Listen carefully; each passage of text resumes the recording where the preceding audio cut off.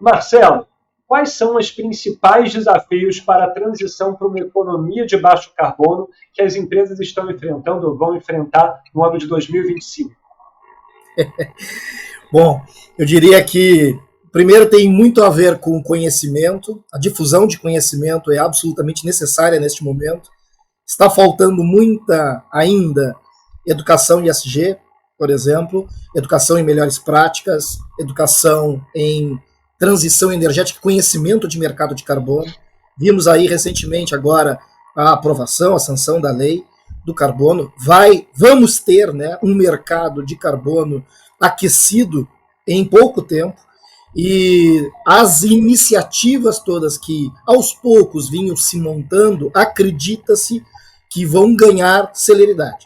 Então, isso quer dizer que existem muitas oportunidades, existem muitas possibilidades, e o desafio é grande, porque se nós não tivermos o conhecimento necessário, a formação necessária, a habilidade para tratar com essas novas oportunidades, será um trem que vai passar em alta velocidade à nossa frente.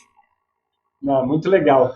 Seja muito bem-vindo, Marcelo. Vocês que estão assistindo a gente, sejam muito bem-vindos e bem-vindas. É um prazer estar fazendo o primeiro IBESG Talks de 2025 e a gente ainda vai falar sobre o SBCE, né, que é o Sistema Brasileiro de Comércio de Emissões, que o Marcelo acabou de citar. A gente vai falar também sobre diversos desafios da descarbonização, alguns exemplos de problemas que podem acontecer ao longo do processo e também vamos trazer algumas tendências, oportunidades, de acordo com a visão do professor Marcelo Dutra, que está aqui com a gente. Eu sou o Rafael Ávila, CEO do Sustentabilidade Agora e conselheiro do Instituto Brasileiro de ESG, apresentador aqui do IBESG Talks, e vai ser muito legal poder desenvolver esse assunto com você. Marcelo, eu gosto de fazer uma autodescrição e também te convido a fazer, né? Eu sou branco, tenho 1,79 m, 39 anos, cabelos e olhos castanhos, estou vestindo uma camisa quadriculada de botões, né, azul, preta e branca, e estou aqui no meu escritório. Ao fundo eu tenho uma estante com uma série de livros e alguns acessórios. Marcelo, gostaria muito que você se apresentasse aqui para a gente e falasse um pouquinho mais da tua história, do que te trouxe até aqui e da tua especialização. Bom, eu sou Marcelo Dutra, né? Marcelo Dutra da Silva, mais conhecido assim muito mais por Marcelo Dutra. Sou professor da Universidade Federal do Rio Grande, atuo na área da ecologia há muito tempo, estou na docência há 23 anos, sou formado em ecologia, né, minha área de formação, minha pós-graduação é na área das ciências, no campo da agronomia, e onde eu, num primeiro momento, atuei muito com análise de pesticidas, né, o glifosato particularmente, contaminação, né, a extensão de áreas contaminadas pelo uso do glifosato. Depois, na sequência, com a expansão das áreas de cultivo florestal no Rio Grande do Sul, eu desenvolvi um trabalho relacionado ao reconhecimento da sensibilidade dos ambientes numa extensão territorial da metade sul do Rio Grande do Sul. Então, minha preocupação com as mudanças de cenário sempre foram muito grandes. E aí, não é à toa que eu vim desenvolvendo disciplinas como a ecologia espacial, a ecologia da paisagem, que é uma disciplina que há muito tempo, junto com outras, eu venho desenvolvendo junto à academia. E aí, de um bom tempo para cá, eu comecei a me dedicar mais à sustentabilidade, mas no que diz respeito à sustentabilidade corporativa. Então, temos um laboratório na universidade, que é um laboratório de sustentabilidade corporativa ESG, onde a gente basicamente cria pontes de relacionamento com empresas que já têm iniciativas em sustentabilidade, melhores práticas, na agenda ESG. Então a gente, na verdade, busca muito isso.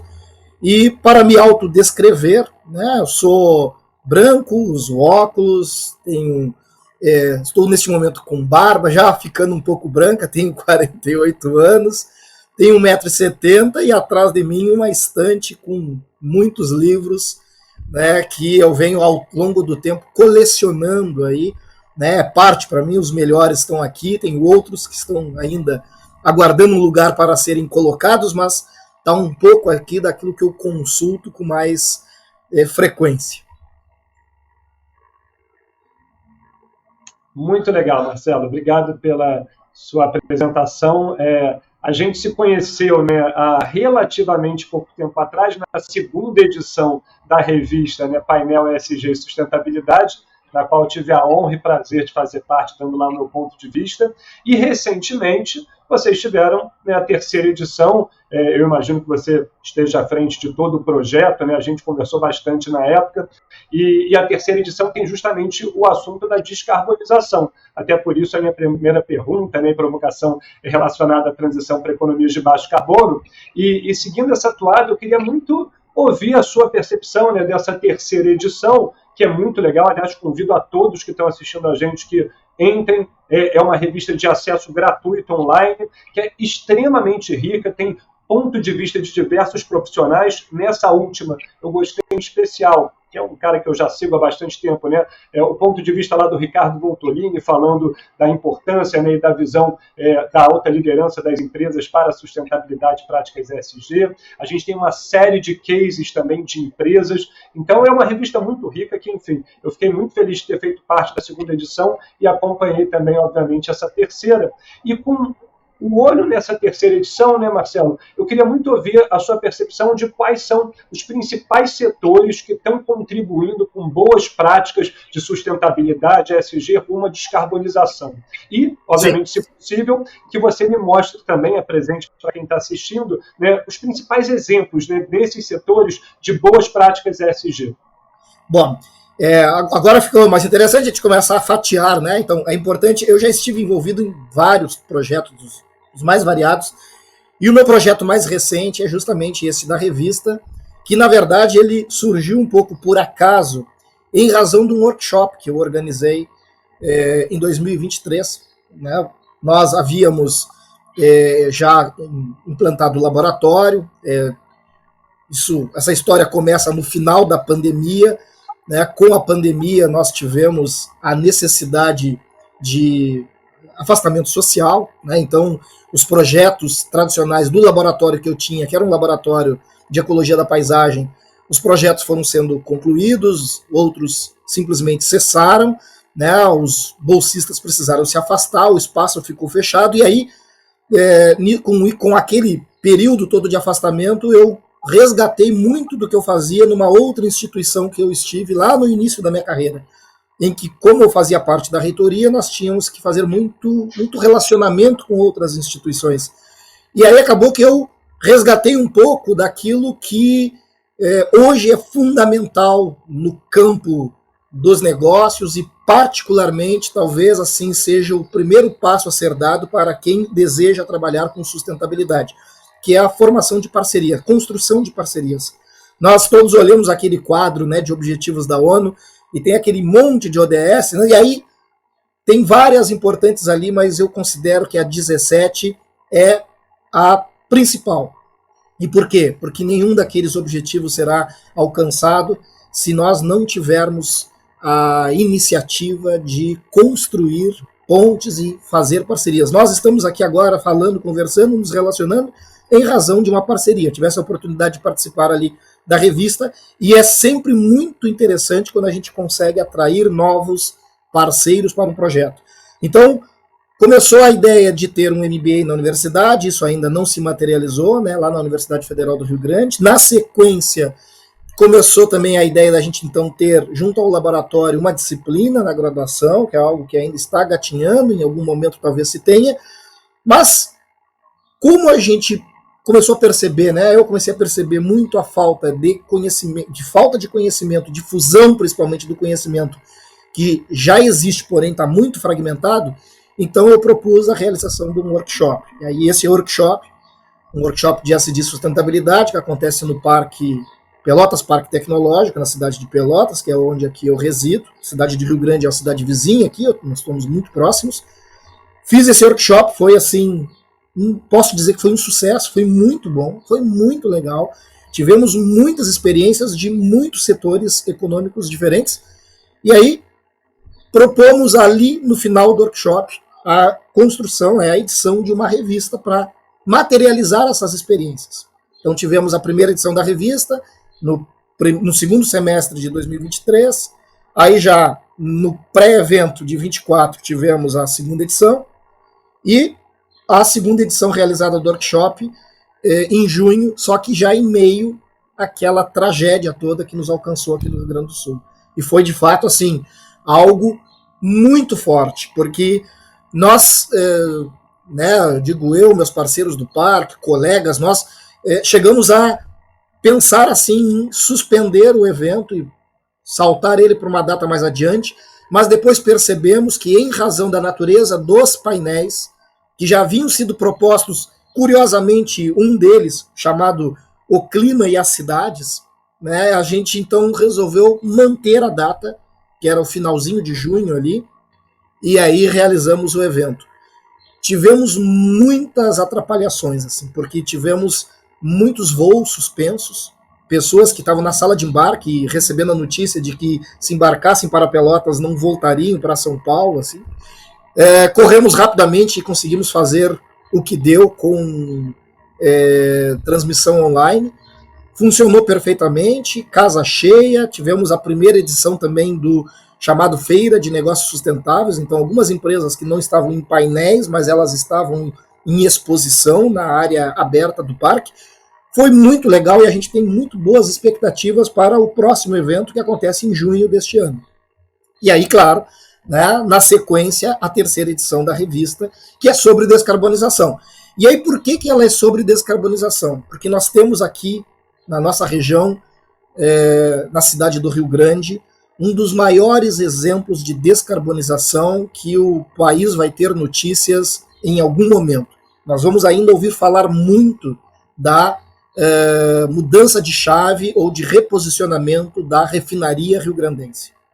Então, a refinaria rio-grandense, que é a refinaria de petróleo rio-grandense, é a primeira refinaria de petróleo do país. Ela é mais antiga do que a Petrobras, ela é de 1937, né? Ela depois foi incorporada. Hoje, um dos sócios proprietários é justamente a Petrobras, mas nós temos nessa refinaria uma ambição, uma promessa de descarbonização, onde em algum momento, assim que todos os testes forem realizados, em que toda essa jornada for cumprida, tudo estiver aprovado, nós vamos ter ali, né, a produção dos mesmos combustíveis de hoje, a mesma gasolina, o mesmo diesel, o mesmo gás de cozinha, o mesmo querosene, o mesmo tudo, só que produzido não mais por petróleo, e sim por bioóleo, né, por óleo de soja ou por sebo animal.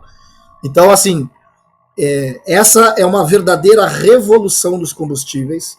Aliás, claro que agora talvez eu vá misturando muitos assuntos, né, mas se para quem folhear, né, ou para quem acessar a primeira matéria da revista desta edição, da terceira edição, que é sobre descarbonização, a primeira matéria é justamente sobre essa jornada da refinaria de petróleo, que está aos poucos se habilitando a se tornar a primeira biorefinaria do país. Então isso é algo importante. E ali tem um pouco da explicação de como é que essa mudança vai acontecer. E é claro que o setor dos combustíveis não é o primeiro em mudança, né? E aí nós temos assim uma série de outros setores que estão nesta caminhada, né, de descarbonização, e alguns que vão contribuir fortemente para essa descarbonização ao longo da cadeia. E aí tem uma coisa que eu quero dizer que é importante. Quando a gente pensa em sustentabilidade, ou pensa em melhores práticas, ou pensa em ESG, pensar apenas numa empresa, ou a pensar apenas agora em um setor, talvez seja um pouco errado. Nós temos que começar a pensar na cadeia de negócios como um todo. E essa cadeia é muito grande, e elas se entrelaçam. Então, quando a gente olha, por exemplo, para os potenciais que o Rio Grande do Sul, particularmente o sul do Rio Grande do Sul, tem mostrado, são potenciais incríveis. Por quê? Primeiro porque tem a chamada eólica offshore, que é algo que o Brasil está absolutamente atrasado comparado ao mundo, mas que em algum momento nós vamos ter a exploração eólica offshore, né? Então, para quem não conhece, é a geração eólica, né, pelo vento, energia gerada pelo vento, só que estas torres estarão no oceano, no litoral. E deve isso começar pelo litoral gaúcho. Então nós vamos ter aqui alguns parques de geração eólica com uma oferta, uma abundância, uma oferta incrível de energia. Então uma energia que deve se tornar muito mais barata e muito mais atrativo, já que nós estamos falando de um litoral que tem o porto do Rio Grande, que é o segundo em movimentação de cargas do país. Então, tu reunir essas duas coisas já é um atrativo para novos negócios e desenvolvimento incrível. E, para além disso, nós temos, assim, para nessa mesma região, este mesmo sul, nós temos aí a prosperidade de possibilidades da geração de energia pelo hidrogênio verde. Né? É algo que depende dessa geração eólica, porque tu tem que ter a energia em abundância e barata. E aí, claro, para além disso, nós temos uma virada de chave com muitos cultivos aqui que já estão se voltando para os bioinsumos. Os bioinsumos serão aqueles que vão nos livrar dos cultivos com insumos químicos de lavoura. Mas não é só por isso que são importantes, né? Só por já nos defender em termos de contaminação da água, do solo e dos alimentos, e claro, uma resposta positiva à saúde, a produção de bioinsumos leva menos energia. Então, se a gente está falando em descarbonização das atividades agrícolas, não é só substituir o combustível ou as práticas, as técnicas e o combustível empregado na lavoura, mas também muito tem a ver com a origem dos insumos utilizados. E aí, claro, se a gente vai para a logística, mesma coisa. Nós já estamos numa evolução do setor da logística hoje que está avançando e muito para a substituição dos combustíveis para outras fontes alternativas, sejam biocombustíveis, sejam fonte elétrica, né, com baterias elétricas, veículos, caminhões, né, e algo que se mova, mas que tenha uma origem elétrica. Então, assim, são muitas oportunidades. E é claro, em tudo isso agora, seja lá o que for, onde estiver na cadeia, não interessa a empresa, não interessa a prática que estiver sendo realizada. Em algum momento, tudo isso será traduzido em crédito de carbono. E está aí a verdadeira oportunidade. E se a gente pensar nos setores que se conversam, o agronegócio como um todo, pensando no agro, que une energia que consome, que une insumos que consome, que une logística que consome, que une práticas que precisam ser reformuladas e readaptadas e qualificadas para um impacto mais positivo, se nós unirmos tudo isso, nós vamos ter, assim, as verdadeiras oportunidades deste país em termos de crédito de carbono, geração de crédito, mercado de crédito, estarão no agronegócio e na indústria associada a este agronegócio, evidentemente.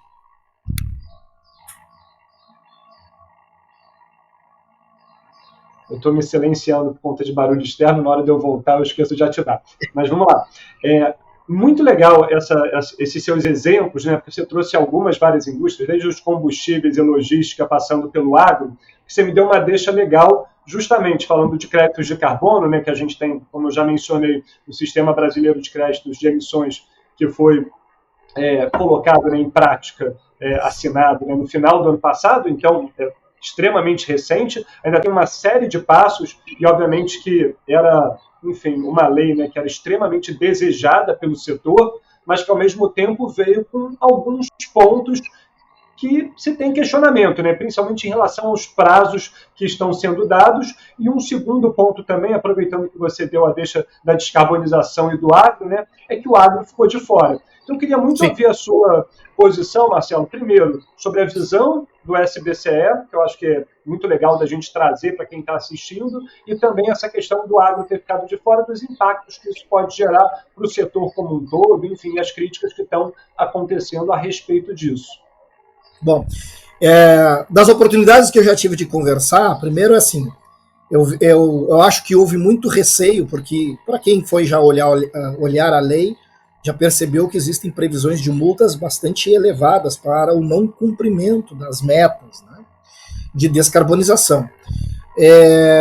Acho que rolou ali muita dúvida no momento da aprovação, muito receio, e tem ainda, dentro do agro como um todo, pode-se dizer assim, um receio muito grande. Mas, né, a exemplo de um de um evento que eu participei recentemente, em que a gente estava conversando sobre esse agro ficou de fora.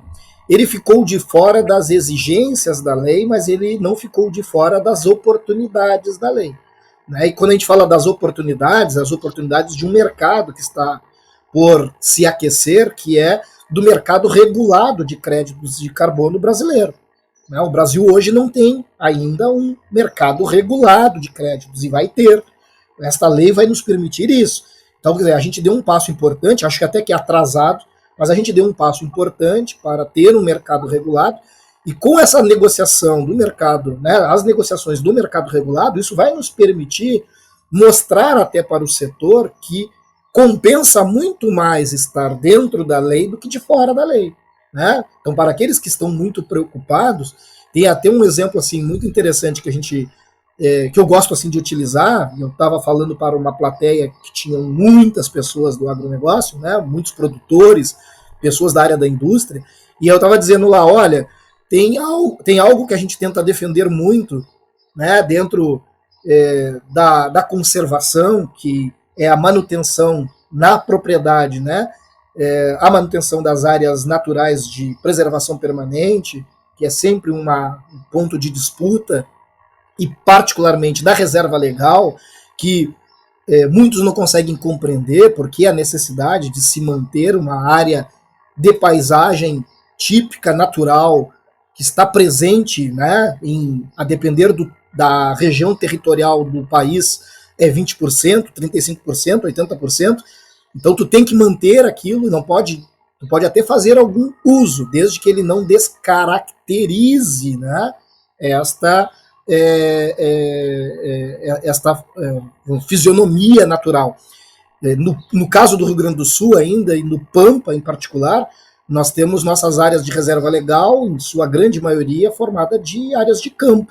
Aqui se explora perfeitamente essa área de reserva legal com a pecuária, mas desde que tu não faça melhoramento daquele campo, desde que tu não faça mudanças naquele campo, tem que manter aquele campo nativo, mas tu pode manter o gado em campo ativo e com uma lotação, né, sem prejudicar aquela coleção de espécies nativas que estão ali. Então, quando a gente pensa em oportunidades e vê que o agro fica com receio, a gente começa a dizer, olha, essas duas áreas que sempre foram de muito conflito, de preservação da reserva legal e da área de APP, em tudo isso tu tem carbono ali. E tu tem um carbono de alta qualidade, que é um carbono de área natural, né, como o carbono de floresta. E, aliás, uma outra, né, porque na nossa região aqui a gente tem ainda muito banhado. As áreas de banhado, as áreas úmidas, mas os banhados, principalmente os banhados, eles chegam a sequestrar carbono 50 vezes mais do que floresta. Né, em termos de sequestro de carbono, eu tenho mais carbono sequestrado em banhado do que numa floresta. Então, claro, eu tenho menos banhado do que florestas, mas para quem tem banhado, tem muito mais carbono concentrado ali. E aí eu tenho ali num inventário uma quantidade de carbono e posso, depois disso, comercializar, explorar esse carbono, o que até então não era feito. O que a gente tem visto? A gente tem visto uma disputa para expandir os espaços, né, de empreendimentos em cima de áreas de banhado, em cima de APP, em cima de áreas de reserva legal. É uma briga tremenda, é um licenciamento complicado, são multas geradas, e talvez com este mercado aquecido de carbono a gente um pouco acabe com isso. Né? Então talvez em algum momento alguém vá pensar, opa, se eu vou ganhar dinheiro protegendo, por que eu vou destruir para ter o esforço de ainda ter um custo de produção?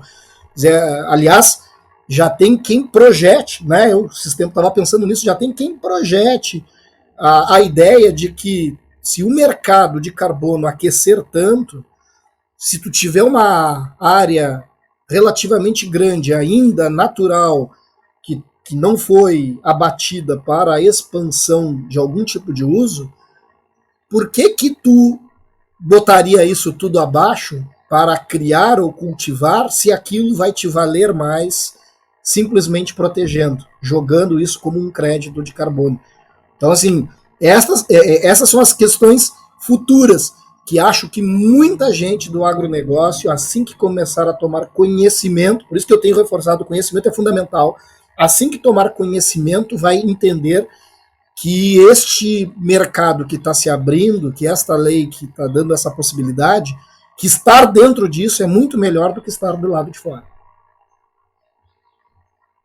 Não tenho dúvida nenhuma, Marcelo. Eu compartilho a tua opinião e acho que, obviamente, principalmente, né, as organizações, produtores sérios enxergam muito mais como uma oportunidade do que como um problema, uma ameaça e por aí vai.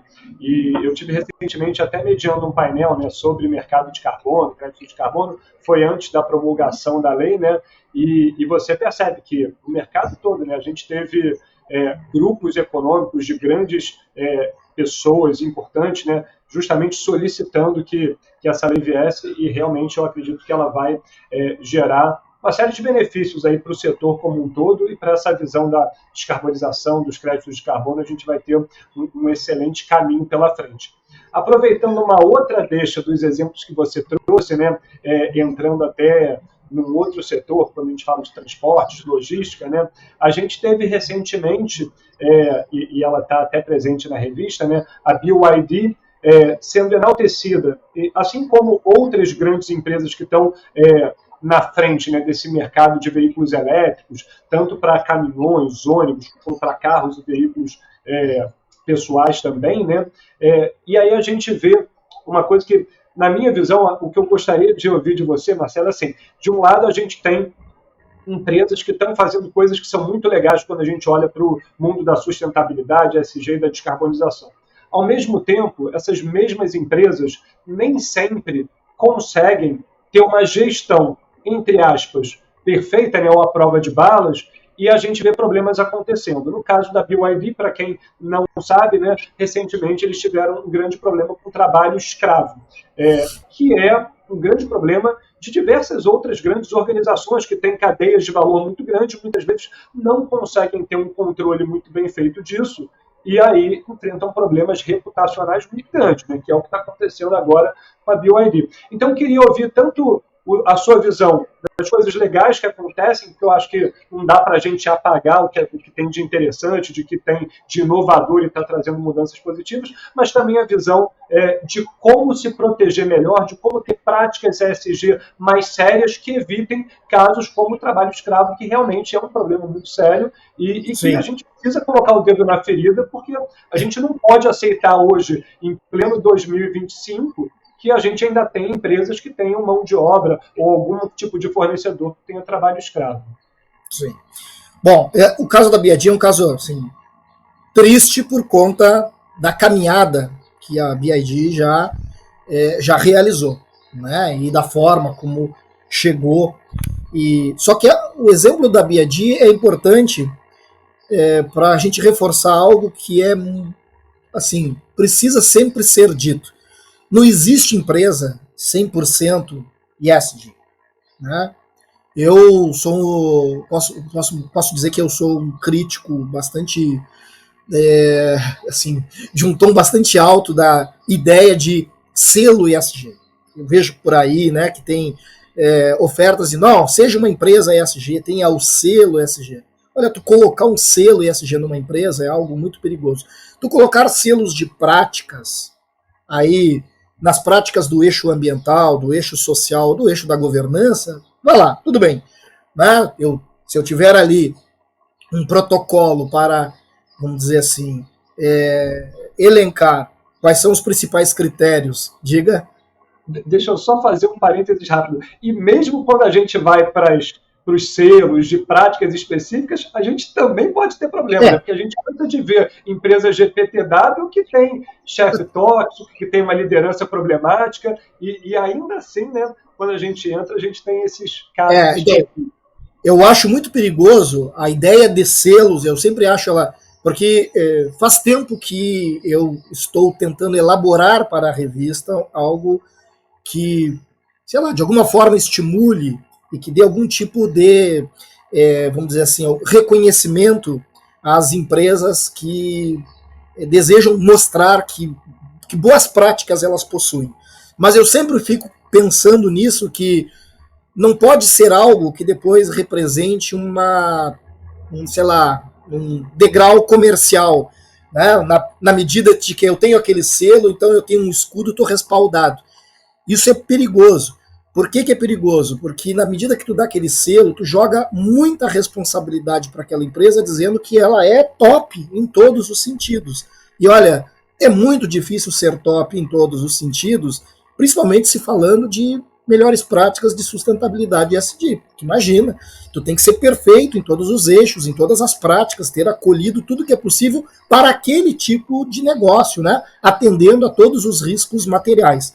E este foi um problema que eu acho que a BIAD não se atentou, aliás, com as pessoas que eu tenho contato de lá, em razão da revista e do workshop, eu disse, eu acho que vocês estão precisando de ajuda profissional, eles têm toda uma estrutura, né? A BIAD Brasil, eles têm uma estrutura dedicada à sustentabilidade, né? Eles têm uma estrutura, né, de pessoas que estão num setor, tem uma gerência, tem uma diretoria, mesmo assim, eu acho que eles estão precisando de fortalecer as parcerias de uma ajuda mais profissional para estarem atentos a coisas que fazem parte dos riscos materiais do negócio deles. Porque o que eu tenho visto como muito comum, muito presente em empresas que são muito importantes para a cadeia do negócio. No caso da BIAD, eles são muito importantes para a cadeia.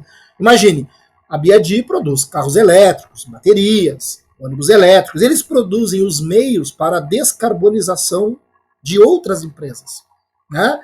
Só que eu não posso simplesmente ser muito útil para as outras empresas e esquecer que eu preciso estar atento às minhas práticas. E aí talvez aí eles tenham esquecido um pouco da importância das práticas no escopo 1, né? As práticas no seu próprio quintal, no seu próprio ambiente. Então, claro que não foram eles, são empresas terceiras, e aí teve o problema com os trabalhadores, mas independente disso, faltou compliance, né? faltou atenção à conformidade, faltou estar ali de olho, e isso é ruim, porque vai repercutir sempre no contratante, vai repercutir sempre, né, na empresa que tem mais nome e que tem, evidentemente, uma reputação a zelar, e que agora, né, foi ferida. Vamos lembrar que nós tivemos recentemente no Rio Grande do Sul aqui o caso das vinícolas, né, com a mesma situação.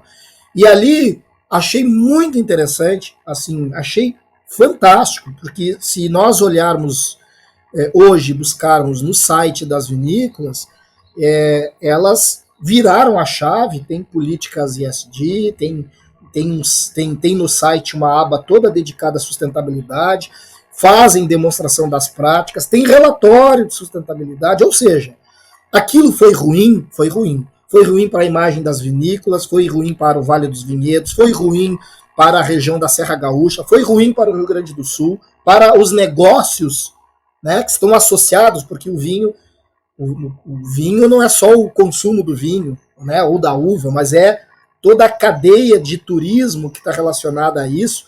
Todo o nome do estado é uma coisa que envolveu, o governador teve que se envolver, ou seja, é uma coisa gigante, é um problema de reputação gigante e que só tem um remédio, é fazer a construção de uma agenda para que isso jamais se repita. A coisa boa está aí, né, que é o aprendizado.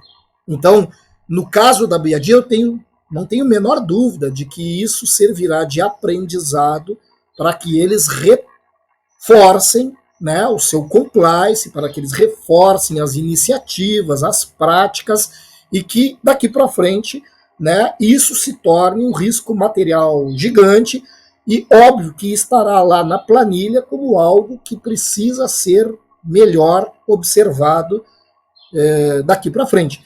Então, quando a gente fala ter uma ajuda profissional, talvez eles tenham que reforçar o time, talvez eles tenham que, né, ter mais voz. Porque isso é uma outra questão também, né? Muitas vezes existe lá uma política de sustentabilidade, mas não é uma política institucional de sustentabilidade. Existe um setor, mas ele não tem poder e voz. Lamento, nos tempos de hoje, se a gente olhar para o ESG, para as melhores práticas de sustentabilidade, este é o setor que mais precisa ter voz dentro de uma organização. Principalmente quando a gente começa a trabalhar em cadeia de negócio. Se não tiver voz, se não tiver, né, ali, vamos dizer assim, capacidade de orientar, né, se tiver poder de orientação e dizer, olha, não faz assim, tem que fazer assado. Se esse setor não tiver este poder, a organização está fadada a receber golpes e mais golpes e mais golpes, porque é fato de que o consumidor cada vez mais atento, né, vai evitar, né, por conta de uma consciência que está crescendo, e não só o consumidor, como também todos os stakeholders consumidores, né, daqueles que estão querendo fazer negócios com essa organização, vão deixar de fazer, porque se a reputação ficar ruim, não serve. Sem dúvida nenhuma, é uma coisa que, para mim, é muito forte, né? Principalmente nessas empresas que têm uma cadeia de valor muito grande, que tem muitos fornecedores diferentes e subcontratações diferentes, né? Se você não olhar para isso, é um risco reputacional gigante. E uma sugestão para as empresas, né, obviamente que não é algo novo, longe disso, quando a gente olha para o compliance, é ter um trabalho de devida diligência de direitos humanos, né, dos seus fornecedores, fazer auditorias externas sempre que necessário, ter um acompanhamento grande, né, desses subcontratados para garantir que, obviamente, tudo está nos conformes, que muitas vezes, nesses dois casos que a gente acabou de citar, não estavam por algum descuido nesse processo, às vezes por falta de pessoal. E aí é importante dizer, né, quando a gente fala assim de ter uma política ESG, é porque quando a gente tem uma política, quer dizer, vamos pensar a política como um grande guarda-chuva, né? A gente tem ali as diretrizes, os critérios, os indicadores, todos os KPIs. Então tu tem aquilo ali e tu ter indicador não é simplesmente para ter, não é para fazer beleza, né? Ele não serve só para depois lá construir o relatório de sustentabilidade para a gente ver o quanto evoluímos. É mais do que isso, porque aquele é o dia a dia. E por isso que todos esses indicadores da empresa inteira, do que é feito na organização inteira, eles precisam estar concentrados num único lugar. Tu precisa ter uma equipe acompanhando o que está acontecendo, né, ali, dia a dia, passo a passo. Para quê? Até mesmo para se adiantar. Imagina se não era possível, né? Vamos dizer, tu contrata um terceiro. Se tu tem que acompanhar aquele contrato do terceiro, e se ele tem responsabilidades a cumprir, tu consegue adiantar, tu consegue perceber antes disso ser denunciado, ou disso ou ganhar um espaço na mídia, né? Tu consegue te adiantar e dizer, opa, peraí, vocês não estão cumprindo algo que é fundamental, é o básico. Se vocês não estão cumprindo, não me serve. Eu não quero vocês, eu quero outra empresa. Quer dizer, só que isso não tem que estar perdido lá num setor, isso não é coisa, não é uma tarefa lá dos recursos humanos ou de qualquer outro setor. Não, isso é uma tarefa do setor de sustentabilidade daquela organização. E quanto maior a organização e maior sua importância em termos, né, de sustentabilidade, mesmo porque ela atua, neste caso, na cadeia como um todo, precisa ter um setor forte, muito forte. Isso é importante. Sem dúvida nenhuma. E é o bom e velho boa gestão, né? Então precisa ter uma boa gestão. E quando a gente fala sobre sustentabilidade, o que muitas e muitas e muitas organizações deixam de lado é a integração entre a estratégia do negócio e a estratégia de sustentabilidade. Enquanto forem coisas apartadas, coisas diferentes, coisas separadas, você muito provavelmente vai ter problemas. Quando você faz a integração, você tem uma transversalização, processos ESG em todas as áreas da empresa, a tendência é que a coisa funcione de uma maneira mais organizada e direcionada. Aproveitando a terceira deixa da sua segunda resposta, Marcelo, eu queria entrar na tragédia do Rio Grande do Sul, que eu, obviamente, acompanho você e sei que você teve muito envolvido com todo o processo, foi muito impactado, como você falou, né, na organização do evento, apesar de estar numa outra cidade, né, você sentiu os impactos que a catástrofe gerou, e aí queria entender de você, né, sua visão de quais foram os principais problemas que levaram à catástrofe, mas mais do que isso, né? Uma vez que a gente, acho que a gente nunca vai superar uma tragédia de tamanho porte, mas uma vez que a gente passou por ela, o que a gente pode olhar para outras regiões, estados, cidades, o que eles podem fazer de prático para evitar que tragédias como essa aconteçam novamente? Bom, o que aconteceu no Rio Grande do Sul foi muito triste, né? Foi assim, muito pesado e muito certamente traumático, vai nos deixar marcado por muito tempo, talvez para sempre. Acho que da mesma forma que mesmo as gerações que não viveram a tragédia de 41, né, que tivemos um evento em 41, e que todo mundo lembra, né? Todo mundo relata que foi um grande. Eu acho que as lembranças serão muito mais fortes e com o agravante de que não parece que a gente aprendeu tanto ainda assim com o evento, né? Pelo menos com a insistência de algumas práticas que mesmo pós-evento, logo pós-evento, elas insistem, né, em continuar sendo mantidas, né, coisas que já deveríamos ter revogado há horas, mas é bom dizer também que o que aconteceu no Rio Grande do Sul é um bom exemplo, primeiro, para nós mesmos e para o país e para o mundo. O que a gente viveu por aqui não é diferente de outras tragédias climáticas mundo afora, tanto que isso, de fato, despertou a atenção do mundo. Naquele momento, estávamos colocados, né, entre as maiores tragédias climáticas.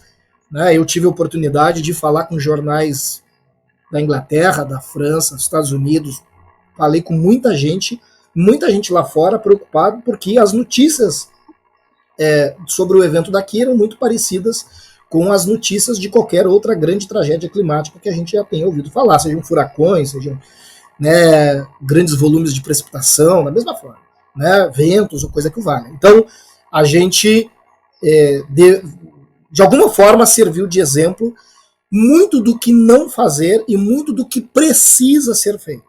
Então, do que não fazer? Em termos de práticas, nós temos assim duas muito importantes, que deveríamos já dar um jeito de acabar com elas. Nós temos práticas tradicionais de cultivo, né, ainda muito antigas, né, bastante ultrapassadas. Né? Nós temos práticas de uso e ocupação da terra com pouco cuidado aos ambientes de margem, com pouco cuidado à manutenção das áreas de reserva legal, plantio, né, em declividade acentuada, morro abaixo, sem técnicas conservacionistas, né, com pouco manejo do solo e da água.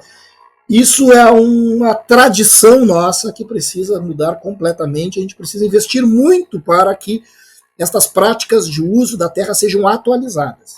Não que não já se faça isso, se faz muita coisa boa já, mas isso não é predominante. Né?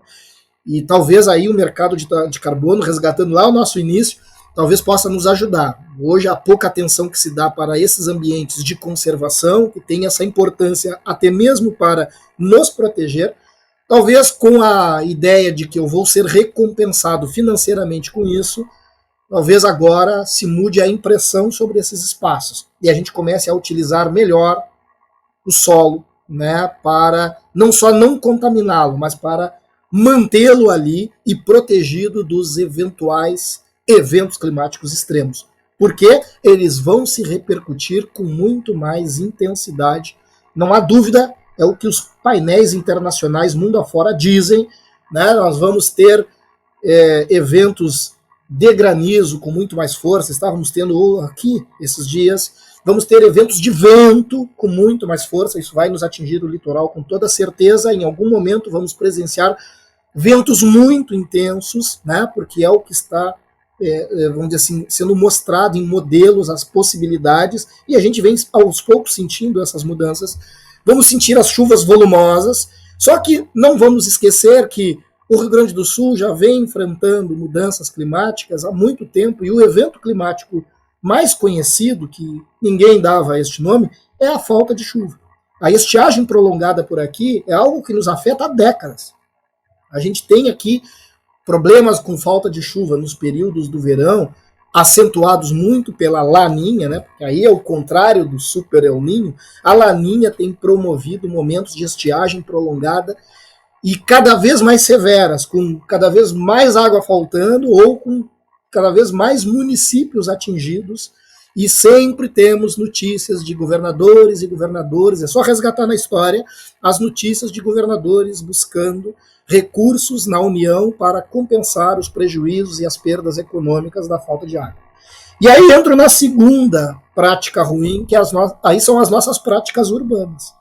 A gente simplesmente perdeu a noção, se edifica de qualquer jeito, em qualquer lugar, sem nenhuma atenção aos riscos.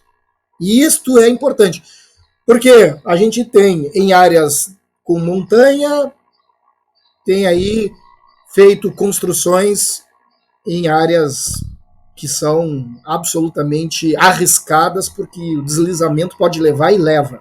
Né? Então a gente tem feito isso, a gente tem se aproximado demais dos leitos de corpos hídricos, edificando na margem mesmo, ou até dentro dela, né? A gente tem feito isso direto, e aí várias cidades, né, que fizeram isso, para não dizer todas, a grande, a esmagadora maioria, fizeram isso sem nenhum cuidado com as possibilidades destas mudanças que já vêm sendo alertadas há muito tempo. Eu moro em Pelotas, eu estou numa região plana, mas tem quem esteja morando numa região mais elevada, onde os riscos aqui e lá são diferentes para o caso das inundações, que foi o que nós presenciamos agora. As inundações na região serrana, as águas invadiram as cidades, o volume de água aumentado pela chuva invadiu as cidades, mas em razão da declividade acentuada, foi um movimento de água que arrastou tudo por diante. Né? Então tivemos assim águas em alta velocidade, simplesmente levando parcelas das cidades e absolutamente tudo. No campo aconteceu também.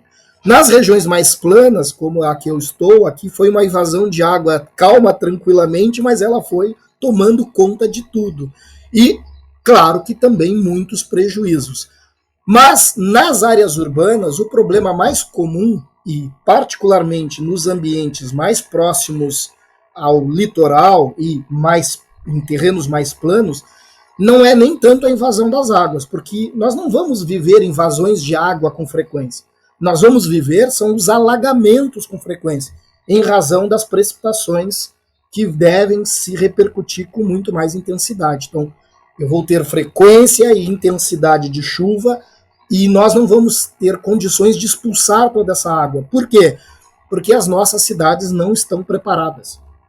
Então, assim, um grande investimento será necessário para a preparação, a adaptação destas cidades para este novo momento.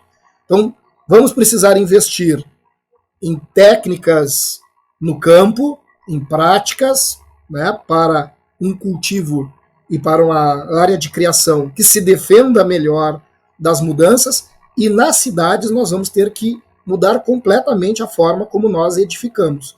Não edificar mais onde se destrói com frequência, aumentar as proteções para a invasões futuras de águas e, claro, né, ter sistemas anti-alagamento, principalmente em cidades em que predominam terrenos planos.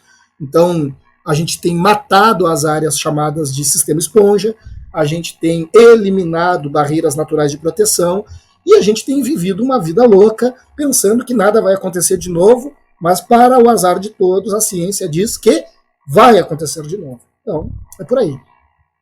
Vai acontecer de novo e, na verdade, já está acontecendo, não necessariamente no Rio Grande do Sul, mas você falou da estiagem, né? A gente viu diversas reportagens no ano passado na região norte, né, com estiagens fortíssimas. Eu recebi, foi final do ano passado, um depoimento de uma amiga minha que foi numa região que a gente fez rafting, na Argentina, há uns 10 anos atrás.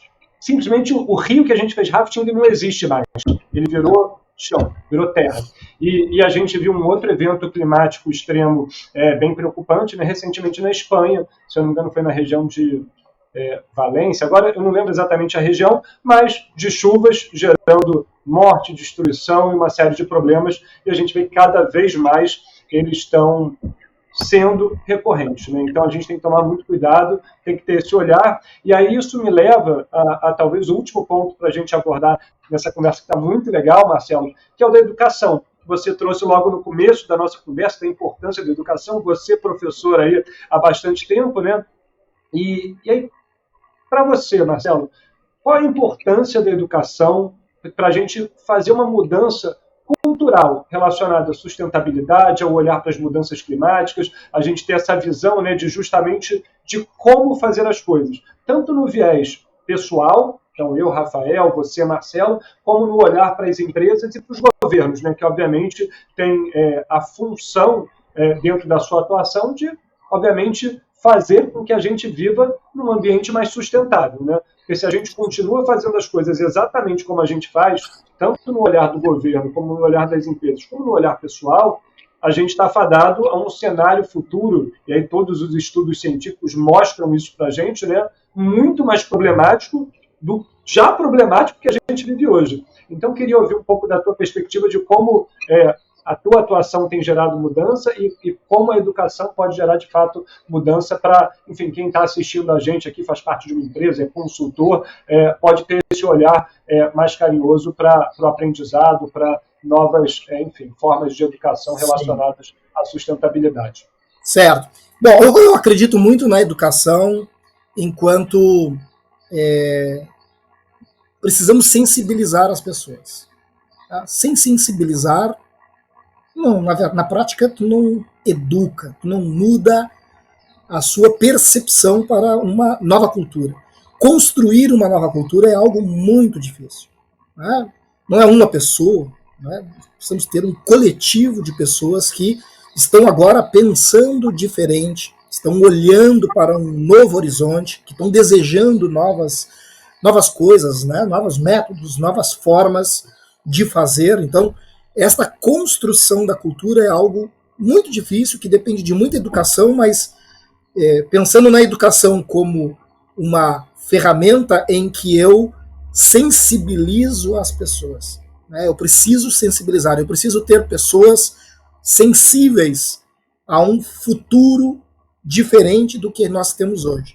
O que a gente tem feito, da forma que a gente tem feito, tem dado certo e não tem dado certo. Tem dado certo para algumas coisas, mas não tem dado certo para outras coisas. Não vai nos levar aonde nós precisamos chegar, que é a um futuro mais sustentável.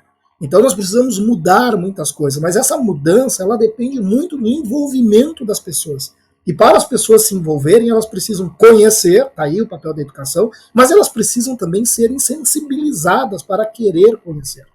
Então, eu diria que tem muito de sensibilização a ser feito para que esse processo de mudança ocorra. Né? Então, a gente precisa conquistar as pessoas.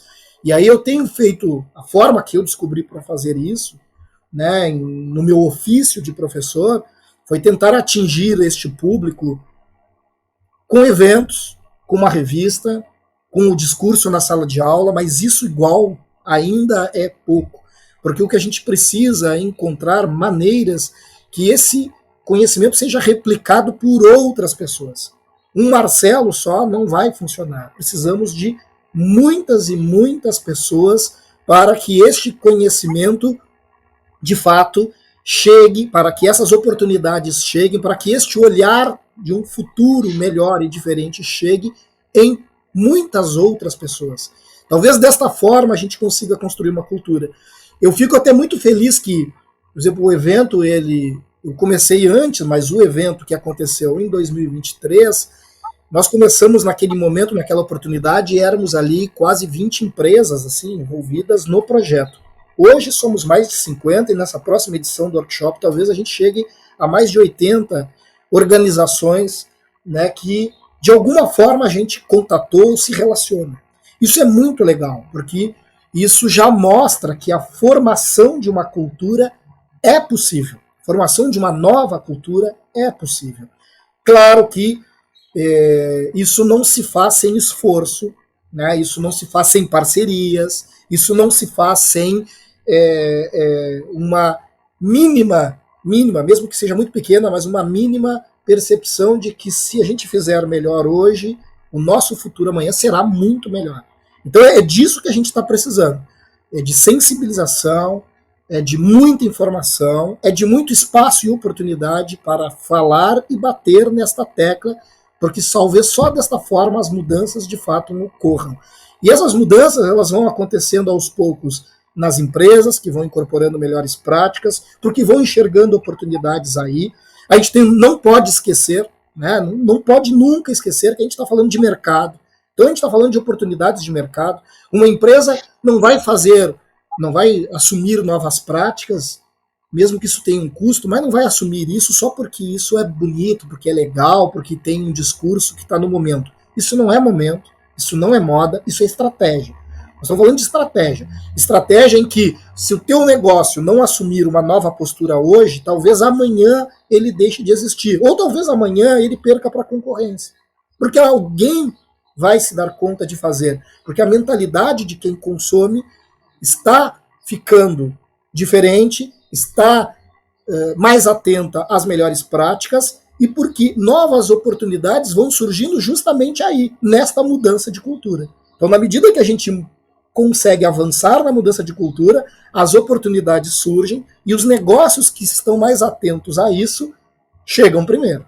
Então, não há nenhum pecado em dizer que quando a gente está falando de mais atenção às questões ambientais, mais atenção às questões sociais, mais atenção às responsabilidades de governança, ao impacto positivo que uma organização pode ter, que tudo isso está associado ao mercado. Consumidor é mercado, produção é mercado, cadeia de negócio é mercado, sustentabilidade é mercado, o futuro é mercado. É desta maneira que nós nos relacionamos com a natureza. Não, eu gosto muito da sua visão, porque eu acredito muito nesse olhar das empresas como diferencial competitivo, né? A gente não está aqui, por mais que eu acho que seja legal abraçar árvore, mas a gente não está aqui só para abraçar árvore, a gente está aqui para fazer negócios resilientes, sustentáveis, que tenham melhores resultados ao longo do tempo, né? E isso vem, quando a gente fala de práticas ESG, com um olhar ambiental, muitas vezes por conta das regulações, e cada vez mais a gente tem visto regulações, né? A gente falou do trabalho escravo, a gente está olhando na Europa, né, a CSDDD, trazendo esse olhar para a devida diligência cada vez mais importante. A gente olha para o social, a gente tem cada vez mais se preocupado com o bem-estar dos colaboradores, porque nesse momento, né, se você não está preocupado com o bem-estar do seu colaborador, principalmente com as novas gerações, você está enfrentando cada vez mais turnover, custo de negócio, é problema. E quando a gente fala de governança, é você estar de acordo com as leis, é você ter um negócio bem estruturado, com processos internos bem feitos, com independência nas análises quando você tem auditorias, e obviamente o tamanho da sua empresa permite. Isso tudo eu acho que é, enfim, necessário. Só para trazer duas contribuições em relação à educação, eu gosto muito da visão, que é uma coisa que eu acho que ainda não tem de maneira forte e estruturada, para quando a gente fala do ciclo básico de ensino, né, a gente precisava ter outras disciplinas que não fossem só as preparatórias para o Enem, para as provas de vestibular e coisas do tipo, que fossem mais de escola da vida mesmo, sabe? Sustentabilidade, educação financeira, um olhar para o mundo, para a política, para a vida como um todo, que eu acho que a gente deixa de ter, e é muito legal quando a gente consegue ter, né, esse crescimento de visão desde pequenininho. E o outro lado que eu ia falar, contando um pouco das experiências pessoais, né, que é isso, cada um tem, dentro das suas limitações e realidades, a possibilidade de fazer mais. Então, dentro da minha realidade, ter esse podcast, onde eu convido você, outros atores do mercado, ajuda a sensibilizar mais pessoas. Se você gosta do assunto, está dentro de uma empresa e quer ouvir mais sobre o assunto, você pode convidar o Marcelo, você pode me convidar, porque somos pessoas que aceitamos convites para dar palestras, participar de workshops, fazer coisas em parceria, como você falou muito bem, né, Marcelo? Então, eu acho que existe um caminho, obviamente, grande à frente para a gente seguir, mas a gente tem coisas muito legais acontecendo. E para a gente fechar, Marcelo, eu queria que você trouxesse para a gente essa revista é sensacional, e voltar a ela nesse momento, né? Qual é o próximo passo da revista, né? O que tem programado para o ano de 2025 da revista? Você falou que já tem o workshop planejado para o meio do ano, né? Queria ouvir um pouquinho mais para a gente encerrar com essa mensagem legal. Lembrando, legal. Eu falei lá no... mas reforço, só para fechar, Marcelo. Acessem a revista, né? Então eu vou deixar, obviamente, aqui na descrição o perfil do Marcelo e obviamente, o link para a revista diretamente. Acessa a revista, compartilha ela com quem você conhece, porque é muito material educativo, prático, de empresas reais que podem ajudar aí na sua realidade. Bueno, a revista, então, Painel, que nesta edição, né, a gente está trazendo aí a descarbonização. Eu faço uns exemplares, assim, né, impressos, mas ela, na verdade, é uma revista online, né, pode ser alcançada ali pelo www.esg.com.br, revista Painel ESG.com.br. É uma revista de acesso absolutamente gratuito, né, que sempre traz ali mensagem dos parceiros, né, dos envolvidos assim nesta jornada, nessa nossa caminhada. E para essa próxima edição, que é, na verdade, o pré-evento, então, de 2025, que acontece em junho, nós vamos trabalhar cadeias de valor. Tá? Então, a ideia dessa próxima edição, agora, essa primeira de 2025, que vai ser publicada ali no mês de junho, para o evento, que é no final de junho. Tanto o evento quanto a revista serão sobre cadeias de valor. E aí, o que está se buscando nessa cadeia de valor? Algumas coisas que no nosso quintal aqui estão muito presentes.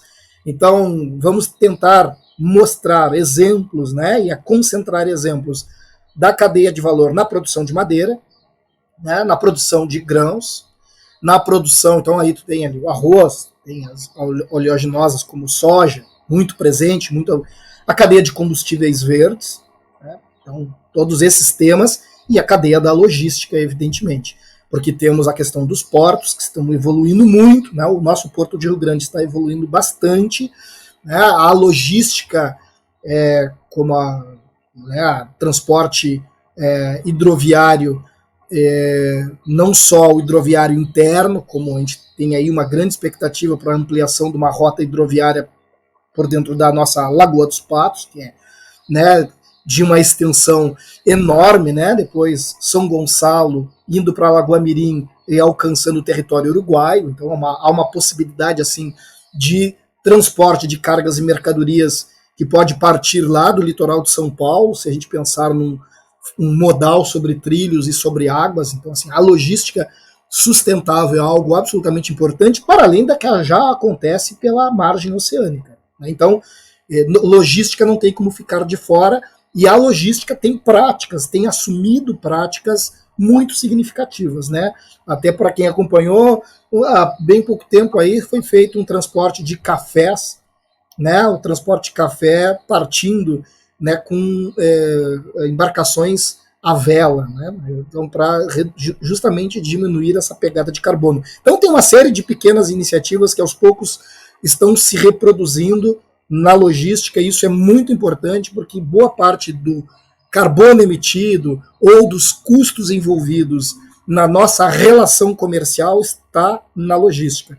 E quando a gente olha para isso, também não pode esquecer da logística rodoviária, né, em que nós temos ali com a questão dos caminhões que estão se modernizando, com a disponibilidade futura do biocombustível, ou do combustível melhor verde, né, mais ainda, e os elétricos e tal. Então, este é um setor que certamente estará contemplado. Então a gente está pensando muito nessas cadeias, né, de valor, onde, obviamente, uma série de outras empresas que a gente às vezes nem leva em consideração, nem pensa, mas elas estão lá relacionadas a essa cadeia. Então a gente vai dar uma atenção primeiro na revista sobre isso, trazer alguns exemplos, na sequência, né, no workshop, concentrar as falas, né, e as exposições dessas empresas também.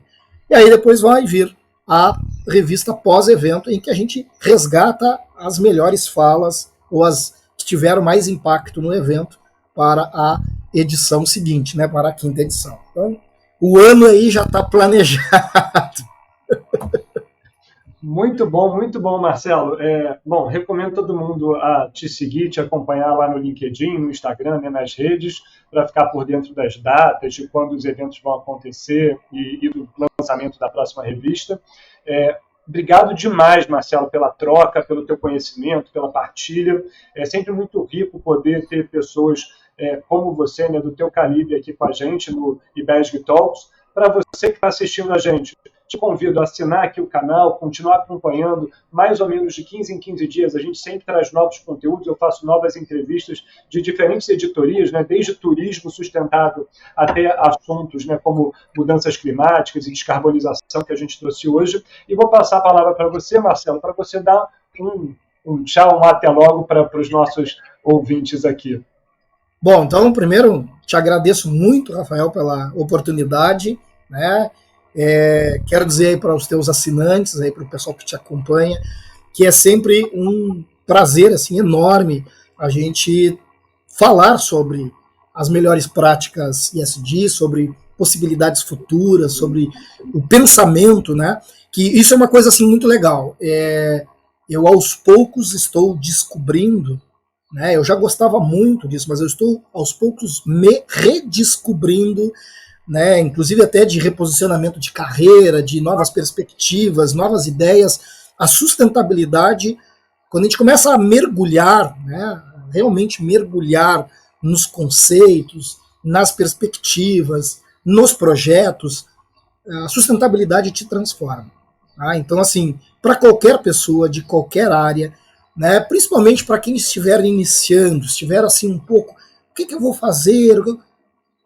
Dá uma consultada sobre o que é sustentabilidade, o que são as melhores práticas ESG, como é que isso agora está evoluindo nas empresas, como é que isso está se colocando no mercado. Tem muita coisa legal aí. E nós vamos precisar de muita gente com conhecimento nisso. Porque se a gente quiser transformar este país, se a gente quiser ser a maior economia verde do planeta, que temos condições, se a gente quiser ter desenvolver o maior potencial, né, de geração de créditos de carbono do mundo, nós vamos precisar de pessoas que entendam isso. Nós vamos precisar. E aí vai ser uma pegada que depende das pessoas, e as pessoas estão nas empresas. Então, empresas não se transformarão sozinhas. Elas se transformarão porque tem pessoas, são feitas por pessoas. Então, nós precisamos de pessoas que conheçam, para que a gente possa ter empresas diferentes, para que a gente possa ter um mercado diferente, para que a gente se coloque no mundo, né, como uma enorme, gigantesca, a maior economia verde do mundo. Então, eu vejo uma grande perspectiva de mudança e possibilidades neste futuro, mas tudo se deve à ideia de sustentabilidade. Legal, Marcelo. Muito obrigado mais uma vez. A você que assistiu até o final, um grande abraço. Até o próximo encontro.